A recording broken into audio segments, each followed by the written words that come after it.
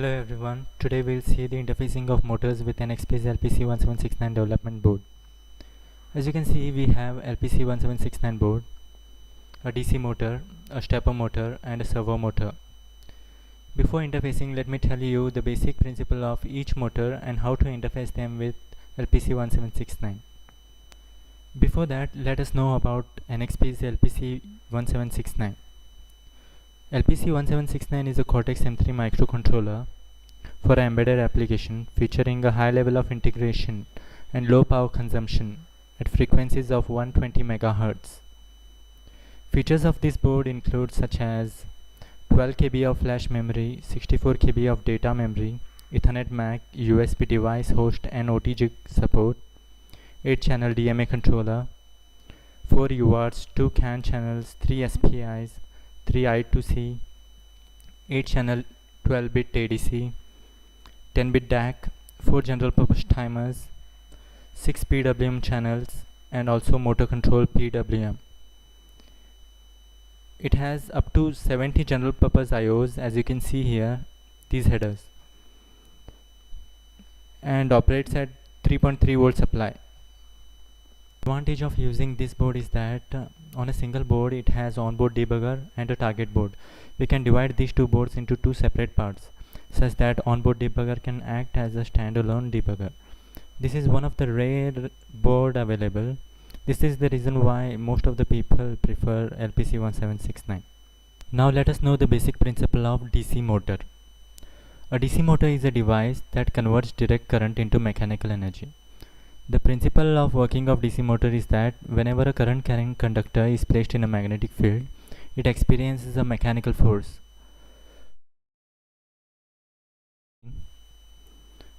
The direction of the flow of current determines the direction of the motor rotating. This is L29 3D motor driver. It is basically a current amplifier. It can drive two motors simultaneously. It is required since DC motor draws more current compared to what supplied by LPC1769 board. If we connect DC motor directly to the board, the mode might be get damaged. Now, this is stepper motor. It is also a DC motor, but the difference is that it moves in discrete steps, that is one step at a time. It converts the electrical pulses into discrete mechanical movements. Every revolution of stepper motor is divided into discrete number of steps. In many cases it is 200 steps, and the motor must send a separate pulse for each step. The stepper motor can take only one step at a time, and each step size is of the same size. Typically the step size of stepper motor is 1.8 degree. Now we have this IC called ULN2803. This is also a current amplifier which consists of 8 NPN Darlington pads. We are specifically using this IC for stepper motor because it has 8 inputs and 8 output pins.